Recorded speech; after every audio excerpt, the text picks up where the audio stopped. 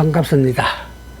김영무의 붓다 필력기 그 6번째 시간입니다. 오늘 이 시간에는 붓다의 참선에 관한 개념 정리를 해보겠습니다. 그냥 선이라 해도 되겠지만 알아듣기 쉽게 참선이라 했습니다. 불교의 교리는 간단히 말해 인간의 마음을 바로잡기 위한 유심론에 속하고, 불가에서 말하는 수행 또한 한마디로 요약해서 마음 다스리기라 정의할 수 있겠습니다. 화엄경에 나와 있는 다음과 같은 말이 그러한 뜻이 됩니다. 마음이 오염되면 중생이 오염되고, 마음이 깨끗하면 중생도 청정하다. 마음에 새겨듣기로 하면 붓다의 84,000 법문 중에 버릴 것이 단 한 구절도 없는데, 귓전으로 듣고 보면 84,000 법문이 하나 같은 잠꼬대에 불과하다고도 했습니다. 붓다, 즉 석가모니가 이 세상에 머무는 동안에 사용되었던 속어로서 판리어인 자안의 업력에 해당되는 선이란 말도 결국은 마음 닦기라는 뜻이었고, 선수행이란 스스로의 마음을 갈고 닦아 자유자재의 경지에 이를 수 있는 한 방법이라 말할 수 있겠습니다. 따라서 불가에는 마음과 관련된 용어가 부지기수입니다. 이미 거론이 되었지만 야래야식이라는 심층의식 생리를 설정한 무착과 세치는 인간의 마음을 학문적 대상으로 올려놓고 평생토록 연구하면서 이른바 유식학이란 논리를 체계화시켰습니다. 원어 아래야는 저장이나 훈습 등의 의미를 지닌 말이었습니다. 단순 비교는 다소 무리가 뒤따를 테지만 서양에서는 20세기에 들어와서야 정신분석학자 프로이드나 칼 융 등에 의해 비로소 잠재심리니 심층무식세계니 하고 논하기 시작했으니, 유식학은 그보다 무려 15세기나 앞섰다는 말도 조심스레 할 수 있겠습니다. 동도석이, 즉 동양의 우월한 정신 문명과 서양의 우수한 과학기술이란 말은 결코 빈말이 아닌 것 같았습니다. 비로소 과학적으로 밝혀진 셈이 되지만 사람의 의식은 언제나 마음의 일부에 불과할 뿐 결코 마음의 전체가 될 수는 없었습니다. 또한 무의식은 잘 다듬어진 일상의 어떤 공식이나 규정에 감금되지도 않으며 학문적인 무슨 정의에 사로잡히지도 않는다고 했습니다. 무의식은 오히려 운명적인 것과 밀착되어 있다는 뜻에 근접하고 있습니다. 왜냐하면 사람은 자신의 의지로 부모나 국가나 종교 등을 선택해서 태어날 수가 없었기 때문입니다.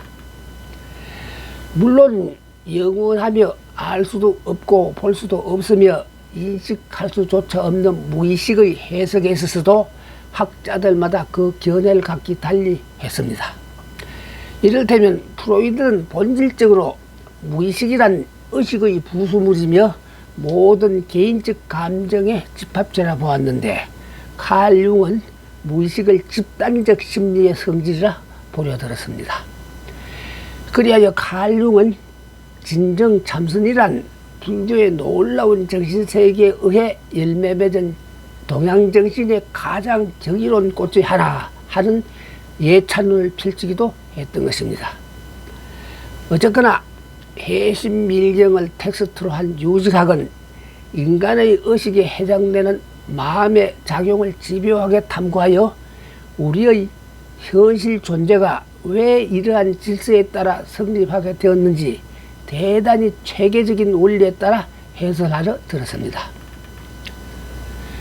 유식학은 일찍이 붓다가 법인으로 제시한 바 있는 계행무상, 죄법무아라는 존재론 위에 인식의 구조를 올려놓고 실천론을 전개한 것이 되는데, 거기서는 연계의 세계를 일단 의탁이성으로 규정했습니다. 이 세상의 모든 존재란 독립적인 것이 아니라 절대적으로 타에 의지할 수밖에 없는 속성을 지녔다는 뜻이 곧 의탁이성이 됩니다. 그리하여 유식학에서는 인간 존재의 실상을 이른바 변계 소집성, 의탁이성, 원성실성이란 3성으로 나누어 수행에 임하고자 했습니다. 변계 소집성이란 미망에 빠져있는 자아의 모습이라 볼 수가 있고, 의탁이성이란 연기 속의 자아로 볼 수가 있고, 원성실성은 깨달음의 자아라고 말할 수가 있겠습니다.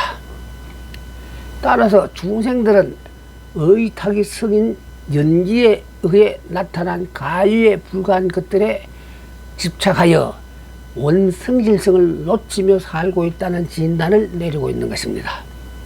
변계 소집성이란 가유에 집착해 있는 자아의 속성이 되겠습니다. 달리 말하면 유식학은 변계 소집성에 매달려 있는 중생들이 의탁이성, 즉 연기의 진상을 깨달아 원성실성을 되찾는 수행을 해야 한다 하는 내용이 됩니다. 두말할 나위도 없이 연기의 진상이 바로 빌공임을 체득해야 한다는 뜻이 되기도 합니다. 붓다는 일체법이 연기한다 하는 말을 했고, 용수는 일체법이 공이다 하는 말을 했고, 무착, 세친 등으로 대표되는 유식학에서는 일체법이 곧 식의 현현에 불과하다 하는 말을 했는데,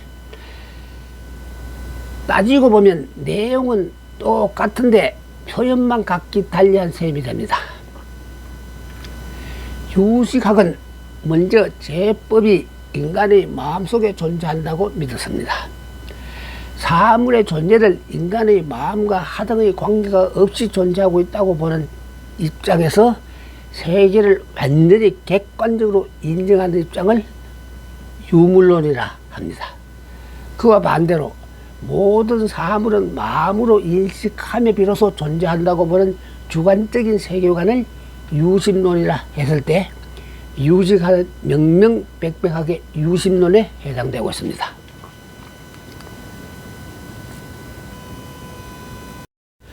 붓다의 눈에는 붓다만 보이고 돼지 눈에는 돼지만 보인다는 말이 곧 유식학에서 흘러나온 말이라 볼 수도 있겠습니다.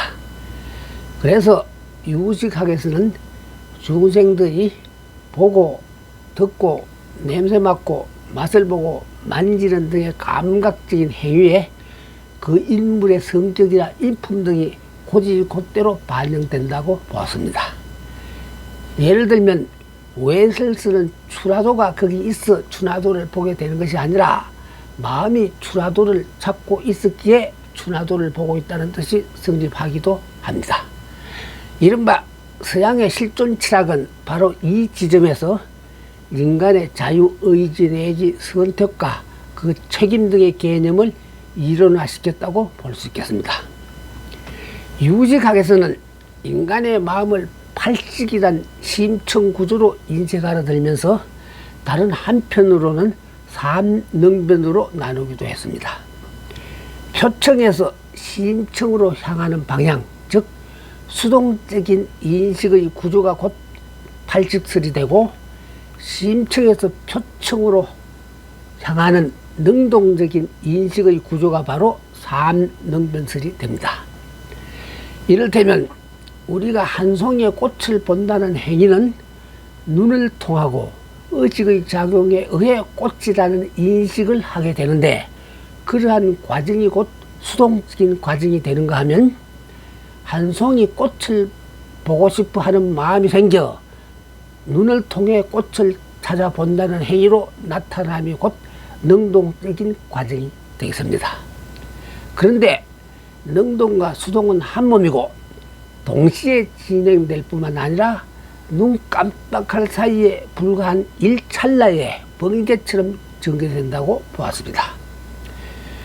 유식학에서는 인간의 오감에 의한 인식작용을 안식, 이식, 비식, 설식, 신식으로 규정하고 전오식으로 보았으며, 우리가 흔히 지각, 지성, 감정, 의지, 상상력 등의 능력을 지닌 것으로 알고 있는 의식, 즉 의식을 제6식으로 보았습니다.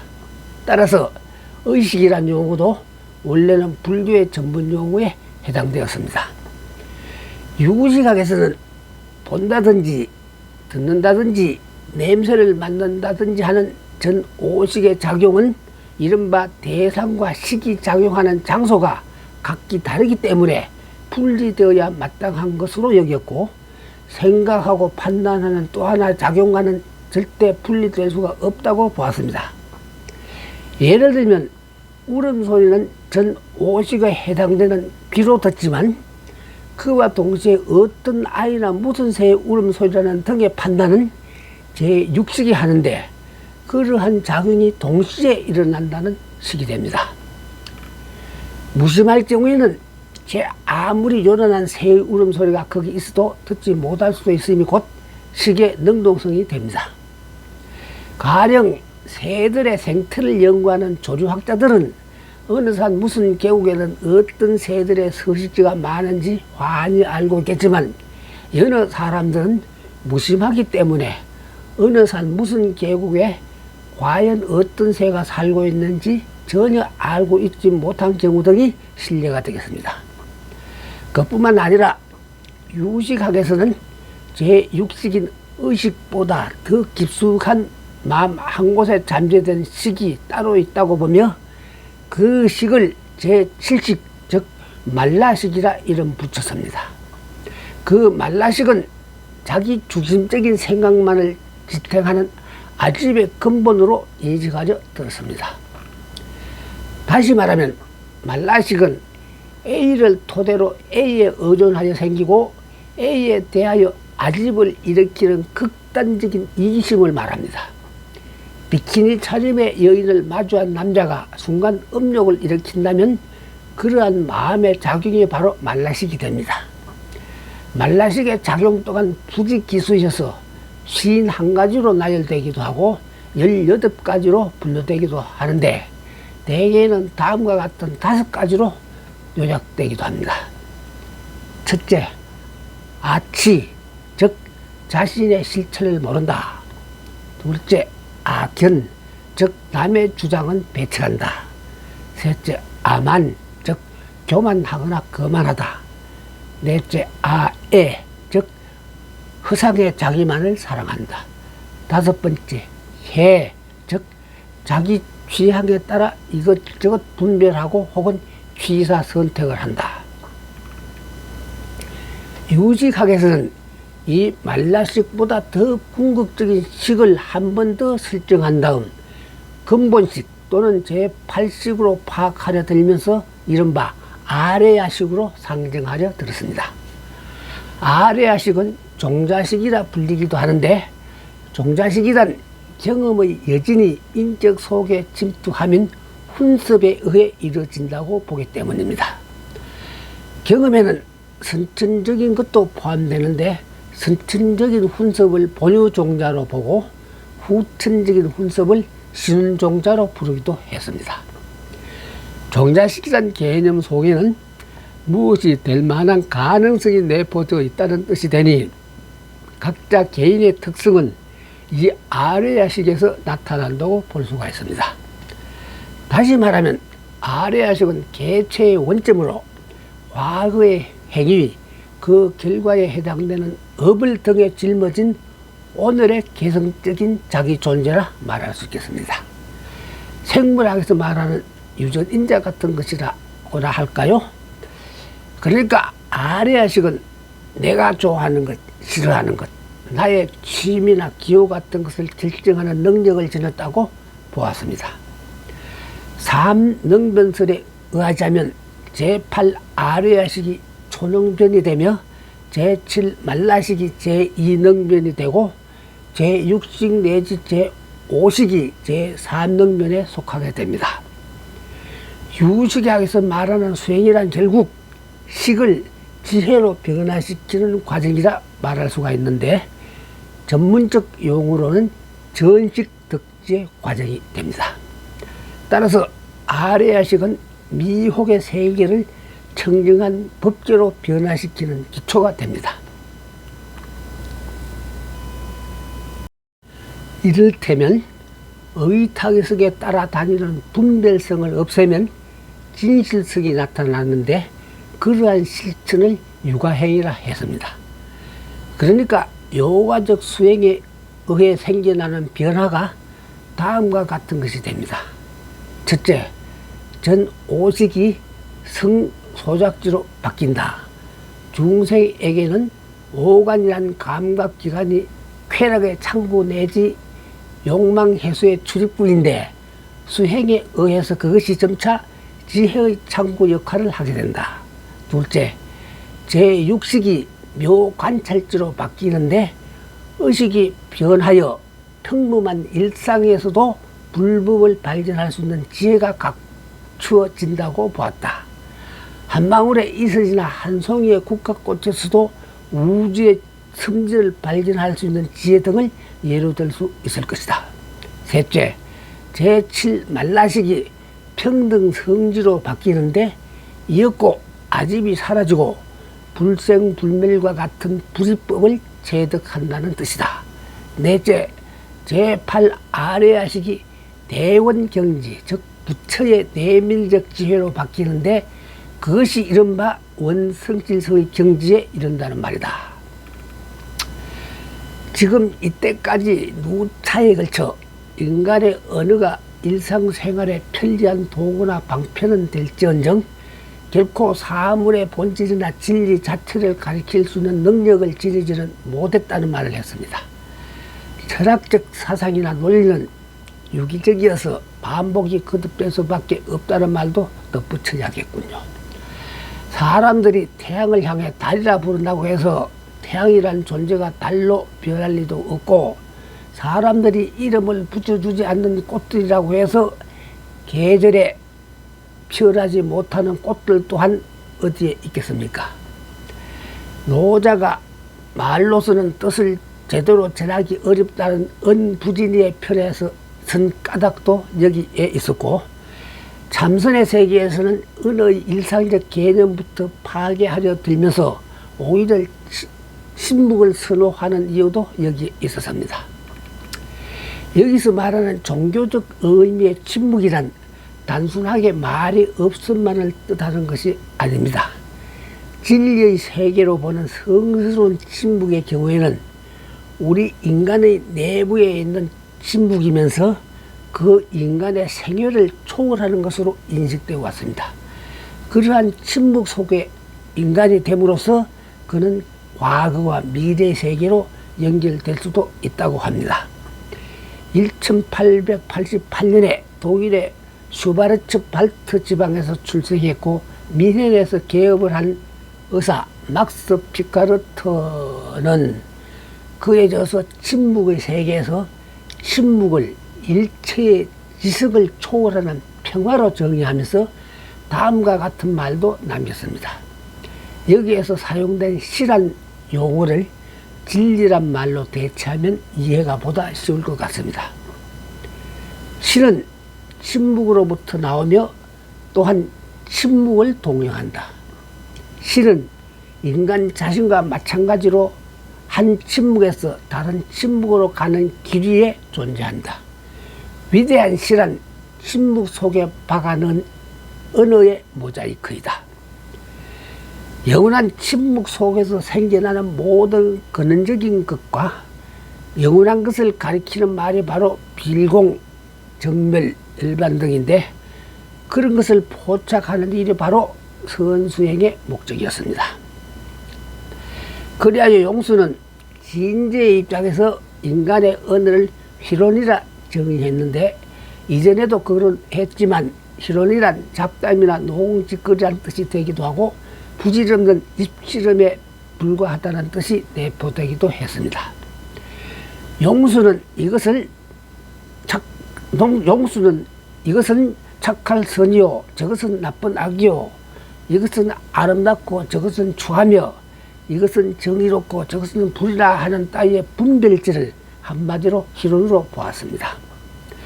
그도 그럴 것이 인간이 분별지에 매달린다는 것은 세속적인 삶에 집착한다는 의미가 되고 세속적인 삶에 집착하다 보면 절대로 피안을 향한 지혜 즉 반야를 체득할 수가 없다고 보기 때문입니다. 주관과 객관의 분별을 뛰어넘을 수 있는 지혜가 곧 반야의 지혜입니다. 그러니까 진제의 입장에서 보자면 궁극에 가서는 부처라는 말도 희론에 불과하며 중생이란 말도 희론이 되고 맙니다. 당나라 시대의 선성이었던 임재가 부처를 만나도 죽여버리고 부모를 만나도 물리쳐야 한다 하고 외쳤는데 그 말의 진위는 한시바삐 희론에 불과한 일상적인 언어 개념에서 벗어나야 한다 하는 뜻이 됩니다. 가령 진리가 침묵 속에 존재하지 않고 인간의 언어로 표현이 가능하다면 무슨 까닭으로 각종 종교의 경륜들이 비유법으로 쓰여지고 아직도 이 지상에 각종 종교의 형식이 남아 있었겠어요.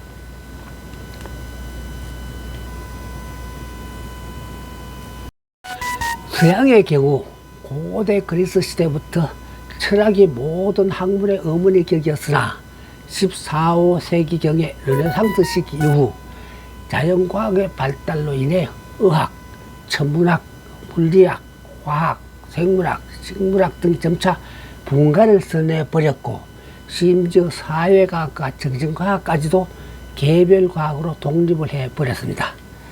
따라서 현대 철학에서는 그나마 외아들처럼 하나의 연구 대상으로 언어만 남아있게 되었다고 볼 수도 있겠습니다. 현대가 정보화 시대이고 정보의 얼굴이 다름 아닌 언어이고 보면 현대 철학이 언어 문제와 투쟁을 감행하는 현상 또한 극히 자연스러운 일이라 볼 수 있기는 하겠습니다. 이를테면 삶의 의지를 내세워 생철학자로 분류되었던 쇼펜하우어나 니체로부터 하이데거, 사르트르 등으로 대표되는 실존주의 철학 사상을 지나 푸코, 데리다 등으로 이어지는 이른바 후현대의 포스트 모더니즘 철학자가 공히 하나의 공통분모를 가졌다고 볼 수 있는데 그것은 기존 언어 개념에 대한 부정 내지 파괴를 한결같이 역설해 왔다는 사실이었습니다.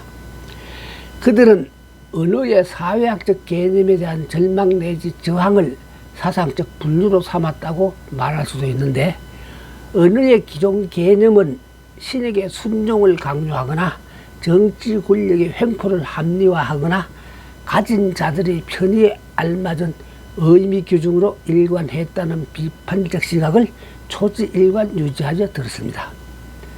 쇼펜하우어나 니체의 경우에는 기존 언어 개념이 아예 허위와 기만에 가득 찼음을 고발하기에 급급했다고 말할 수도 있으니 정의요, 평화요, 질서요, 도덕이요 하는 말들이 사실인적 인간의 삶의 의지만 억압하는 도구로 이용되어 왔다는 식의 논리가 곧 그들의 주장이 되었습니다.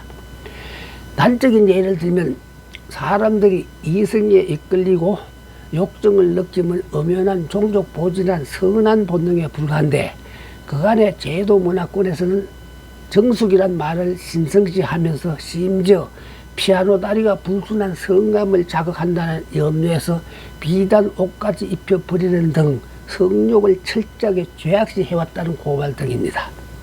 포스트 모더니즘 학자들이 말하는 중심 해체론도 같은 맥락에서 짚어볼 수가 있으니 권력화한 언어는 폭력을 수반하기 마련이어서 진실을 밝혀주기는 그냥 은폐하기에만 급급해 왔다는 논리였습니다. 제2차 세계대전 이후에 나타난 요네스크나 사무엘 베키트 등으로 대표되는 이른바 서양의 부조리 연극 내지 반연극을 예로 들어도 마찬가지 결론을 얻을 수가 있겠습니다. 그들이 쓴 작품에서 읽을 수 있는 대사는 무슨 가치관이나 의미 전달 기능에서 완전히 벗어난 구수로 고작 무의미한 희론으로만 일관하려 들었던 것입니다. 예를 들면 그들은 같은 말과 행동을 연이어 반복함으로써 언어 개념의 무력화를 시도하는 수법 등을 총동원하면서 서양의 현대적 상황을 희화화하려 들었던 것입니다. 잠수는 침묵 속에서 생겨났습니다. 붓다 또한 진실로 살아간 것은 언어가 아니라 침묵이었습니다. 니전 하반이라는 곳에서 열반에 들 때 80살이 넘은 붓다는 분명 나는 아무 말도 한 적이 없다 하는 고백을 남겼다고 했습니다. 깨달음과 번뇌의 씨앗을 밝힌 능가경에 다음과 같은 말이 나와 있습니다. 붓다는 깨달음을 얻은 그날 밤부터 열반의 그 순간까지 단 한마디도 설한 적이 없다. 1200여 명의 제자들이 운집한 영산회상에서 붓다가 말없이 연꽃 한 송이를 높이 쳐들어 보인 적이 있고, 오직 수제자인 마하가슴만이 말없이 그 의미를 이어받았습니다. 붓다는 그때 그 행위와 말로 자신의 불법이 제대로 전해진 순간의 전부라고 여겼습니다. 훗날 선불교의 교주가 된 마하가섭은 언제나 침묵 속에 잠긴 제자였는데, 그날 붓다가 들어 보인 연꽃을 보며 그냥 빈긋 비소 한번 지었을 뿐인데, 두 사람은 이심전심으로 84,000 법문에서도 못다 주고받은 진리까지 다 전해줄 수가 있었다고 했습니다. 그날 마하가섭의 그 미소가 바로 저 유명한 여마 미소로 알려진 것이며 선불교의 기원이 되었던 것입니다. 시청해 주셔서 감사합니다. 다음 시간에는 이른바 중국식 참선에 대한 고찰을 해 보십시다.